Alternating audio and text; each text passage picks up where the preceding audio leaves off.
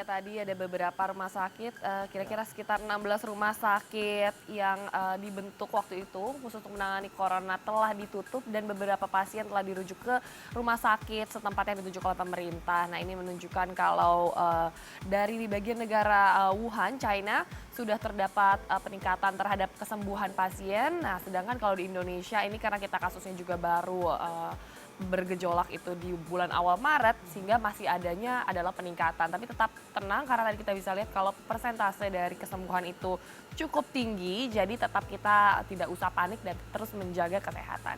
Iya, betul sih bahwa kita memang tidak perlu panik tapi tetap waspada karena penyakit ini tadi seperti diutarakan bisa sembuh dengan daya tahan tubuh kita. Tapi permasalahannya adalah penyakit ini justru berbahaya untuk orang tua dan juga kita-kita yang memang mungkin mempunyai penyakit yang cukup Parah parah sebenarnya. begitu ya.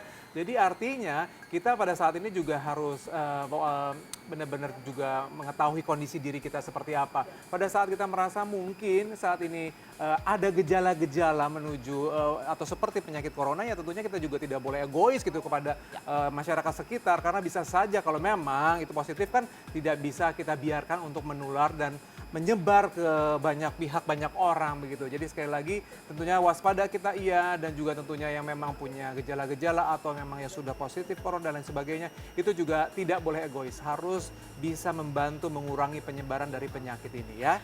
Itu dia informasi pertama yang tentunya juga akan menjadi sajian yang cukup intens untuk kita kasih, untuk kita berikan kepada Anda semua di pagi hari ini. Di Insert Pagi bersama saya Aridanu. Dan saya Veronica. Masih melanjutkan berita tentang isu corona. Baru saja kemarin telah dinyatakan bahwa Menteri kita Perhubungan yaitu Bapak Budi Karya telah dinyatakan positif juga ya. corona setelah ditelaah memang Bapak Budi Karya ini melakukan penjemputan WNI yang ada di Bandara Kertajati awal Maret lalu. Iya, jadi menjemput 69 WNI yang sebenarnya pernah dinyatakan bahwa mereka ini bebas dari corona. Tapi ini disinyalir atau diduga Pak Menteri ini juga tertular gara-gara prosesi penjemputan tersebut ya. Kita akan lihat juga, dan ada satu informasi juga dari salah satu reporter CNN Indonesia, Aldi Hawari, yang akan menceritakan karena Aldi ini baru saja kembali dari luar negeri ke Indonesia, menjalani beberapa proses pengecekan menghindari atau ya perihal corona ya. Kita akan lihat dalam tayangan yang berikut ini.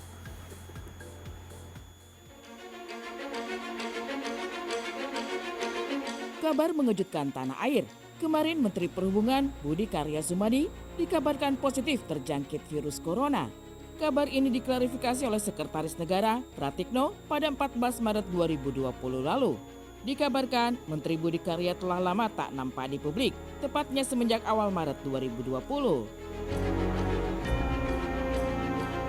Ya, sekali lagi atas izin keluarga yang disampaikan oleh Pak Kepala Rumah Sakit Gatot Subroto tadi adalah Pak Budi Karya Sumadi, Pak Menhub.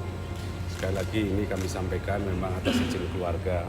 Keterlibatan beliau, kerja keras beliau luar biasa untuk menjadi bagian dari penanganan dampak ini. Jadi semoga tadi saya sudah mendapatkan laporan dari RSPAD dan laporan dari Pak Menkes bahwa kondisi kesehatan Pak Menhub semakin baik. Jadi ini alhamdulillah, jadi doa kita bersama dan tentu saja rumah sakit bekerja keras agar beliau semakin sehat.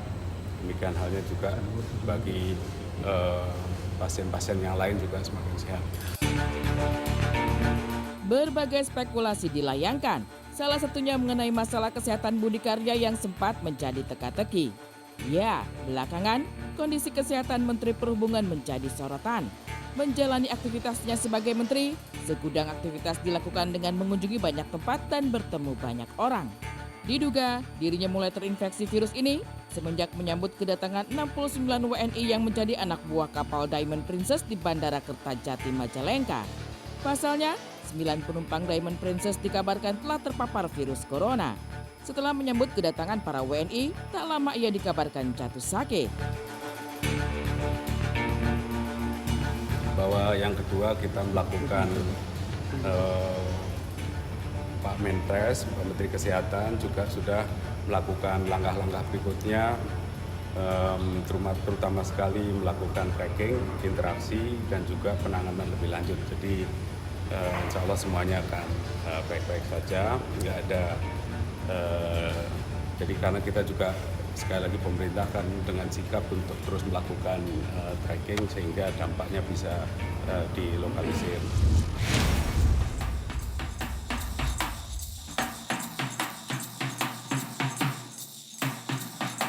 Mewabahnya virus corona yang melanda di dunia terus menjadi tanda tanya. Virus ini sendiri bahkan dinyatakan sebagai pandemi atau telah meluas ke berbagai negara. Fenomena ini membuat tak sedikit insan manusia yang menjadi lebih berwaspada. Penyebaran virus corona sendiri semakin meluas dan mampu tersebar dengan cepat. Tak dapat dipungkiri, Indonesia telah menjadi salah satu sasaran merebaknya virus COVID-19 ini. Bagi mereka yang bepergian dari luar negeri dalam beberapa waktu dekat, menjadi protokol negara untuk mengikuti berbagai prosedur pengecekan kesehatan virus corona sesampainya di tanah air. Lantas, seperti apakah prosedur pengecekan kesehatan yang dijalani oleh salah satu news anchor CNN Indonesia, Aldi Hawari beberapa waktu lampau? Mungkin saya ceritakan dari awal dulu ya, saya tiba di Indonesia itu pada saat kita menuju ke landing, itu penumpang pesawat sudah diberikan kartu health alert atau kartu kewaspadaan kesehatan begitu yang dikeluarkan dari Kementerian Kesehatan. Begitupun pada saat kita sampai di imigrasi sebelumnya kita akan dilakukan thermal scanner dan nanti kalau misalnya ada yang suhu tubuhnya tinggi begitu baru nanti di Bandara Soekarno-Hatta akan dilakukan pemeriksaan lebih lanjut. Tapi pada saat itu saya pulang alhamdulillah dengan keadaan sehat begitu, suhu tubuh juga normal. Tapi memang untuk menghindari hal-hal yang tidak diinginkan ada baiknya saya melakukan pengecekan karena negara tempat saya berkunjung sebelumnya itu Paris, Prancis merupakan negara dengan kasus wabah corona nomor 2 terbesar di Eropa setelah Italia begitu ya, meskipun jumlah kematiannya tidak setinggi Italia. Tak sampai di situ saja, beberapa tahap lanjutan terus dilakukan secara lugas sebagai langkah antisipasi agar virus ini tidak tersebar secara luas. Pengecekan dilakukan secara rinci dan mendalam untuk memastikan pihak-pihak yang lolos uji kesehatan benar-benar dinyatakan tak terjangkit virus corona dan siap untuk kembali ke asal mula.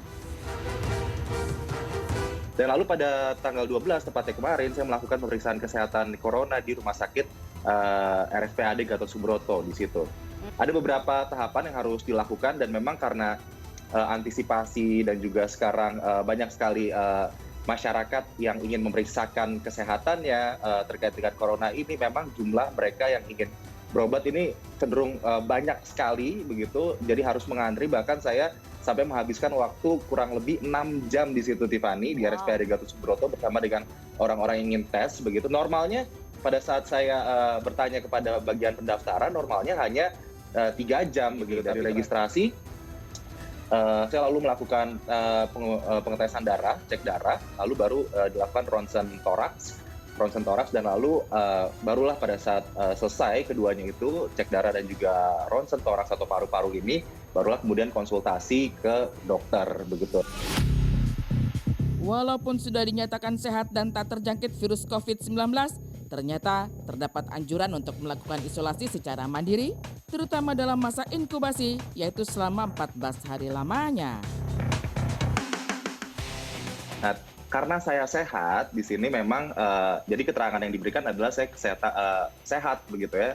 Tapi memang karena saya memiliki riwayat berkunjung ke luar negeri, begitu ke negara yang juga merupakan negara epidemi corona di situ, Paris. Jadi memang dalam keterangan sini saya dianjurkan untuk melakukan self quarantine atau isolasi mandiri begitu. Jadi isolasi mandiri ini adalah sekiranya dalam 14 hari nanti ada gejala-gejala seperti batuk atau panas tinggi, ini harus langsung melakukan pemeriksaan kesehatan lagi ke RSPAD Gatot Subroto. Tapi memang yang paling penting adalah sehat begitu. Jadi sehat itu berarti indikasi pada saat saya melakukan pengetesan ini negatif, tidak ada virus corona yang terdeteksi. Tapi ini untuk kewaspadaan begitu karena masa inkubasi virus itu 14 hari.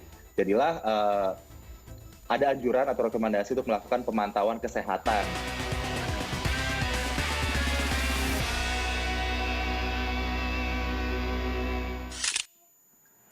Itu ya. Dan tentunya kalau saya sih berharap pemerintah juga memperbanyak alat untuk mengecek untuk virus corona ini karena banyak sekali mungkin dari masyarakat yang memang dengan kesadaran sendiri ingin mengecek apakah betul atau tidak atau gejala-gejala yang timbul saat ini kan karena mirip-mirip antara corona, flu, radang dan lain sebagainya. Ya, ada baiknya ada random check gitu ya, Iya. sampling, mengambil sedikit sampling dari beberapa kota yang sudah terjangkit untuk supaya mengantisipasi lagi nih penyebarannya. Dan aku juga sebenarnya setuju banget sih dengan tindakan yang telah diambil untuk meliburkan sekolah dan menutup beberapa tempat umum gitu. Ini semua lakukan untuk mencegah penyebaran itu. meluasnya penyebaran dari virus corona. Dan kita juga tahu ya beberapa event ditunda, begitu event internasional, nasional skalanya itu memang ditunda dan juga beberapa tempat wisata memang ditutup. Dan salah satunya juga mungkin untuk kita semua, bagaimana kita bisa membatasi bersentuhan tanpa mengurangi mungkin